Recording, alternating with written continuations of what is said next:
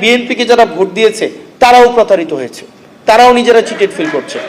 কারণ দিন শেষে তো বিএনপি রাষ্ট্র কাঠামোর বাইরে না। বিএনপির হয়তো আপনি যদি পার্টি পলিটিক্স করে কত, মানে একটা নির্দিষ্ট যদি অংশ 5% বা 10% পার্টি পলিটিক্স করে, ভোটার মানেই তো কর্মী না। যারা ভোট দিয়েছিল যে বিএনপি এসে এইগুলোর সংস্কার করবে, তারাও এখন বিট্রেড ফিল করছে। সেজন্য আমাদের এখন আবার রিঅর্গানাইজ হইতে হবে।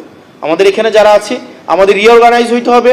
আমাদেরকে মনে রাখতে হবে শুধুমাত্র ফাইটটা সংসদের ভিতরে না, আমাদের সংসদের বাইরে, আমাদের প্রত্যেকটা জায়গা থেকে আমাদের এই যে সংস্কারের যে আকাঙ্ক্ষা, আমাদের রাষ্ট্র কাঠামোর প্রত্যেকটা ব্যক্তি, প্রত্যেকটা আমজনতা যে নাগরিক হয়ে উঠবে, সেই লড়াইটা আমাদের সেটা অব্যাহত রাখতে হবে। সেটা সংসদের ভিতরে এবং সংসদের বাইরে একইভাবে অব্যাহত রাখতে হবে। আবার যেন এমন কোনো সিস্টেম বিদ্যমান না থাকে যে সিস্টেমের মধ্য দিয়ে আবার নতুন করে শেখ হাসিনা উৎপাদন না হয়।